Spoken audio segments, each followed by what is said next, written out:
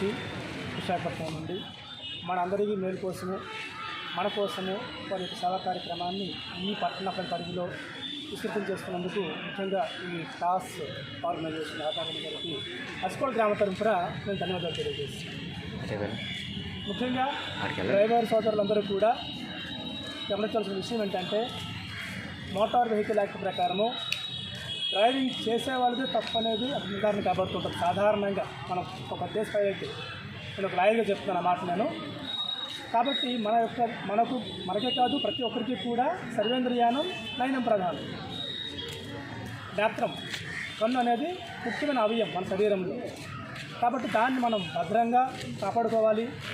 మన వృత్తికి చాలా అవసరం కాబట్టి ముఖ్యంగా ఒక విద్యార్థి కావచ్చు, ఒక డాక్టర్ కావచ్చు, ఒక డ్రైవర్కి కావచ్చు, ఎవరికైనప్పటికీ కూడా కన్ను లేకపోతే మనం పనిచేసేది లేదు.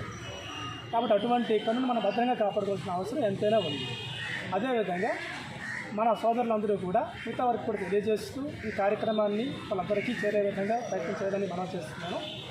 ముఖ్యంగా ఆర్టీ ఈ రోడ్డు మనకి ఎంవీఏ యాక్ట్ ప్రకారం మోటార్ వెహికల్స్ యాక్ట్ ప్రకారము మనం తీసుకున్నట్లయితే సాధారణంగా ఒక యాక్సిడెంట్ జరిగిన తర్వాత వారు ఎవరైనా సరే అడ్వకేట్ని కలిసినప్పుడు వాళ్ళు ఏం చేస్తారు అంటే డ్రైవర్ పైకి నేరం నెట్టేస్తూ ఉంటారు. బేసికల్గా ఒక పెద్ద వెహికల్ ఉందనుకోండి, చిన్న వెహికల్ వాళ్ళ మీద సానుభూతి చూపిస్తూ పెద్ద వెహికల్ నేరం నెడుతూ ఉంటారు. ఇది సహజంగా జరుగుతున్న ప్రక్రియ అన్నమాట. ఆ అవకాశాన్ని కూడా మనం ప్రజలకు ఇవ్వకూడదు.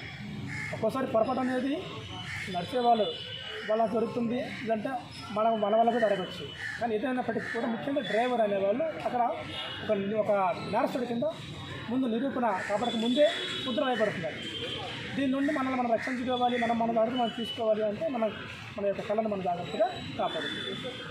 ఇప్పుడు ఈరోజు మనం గమనించినట్లయితే ఒకప్పుడు కేవలం హిందూయేతర సంస్థలే సేవకు వస్తూ ఉండేవి.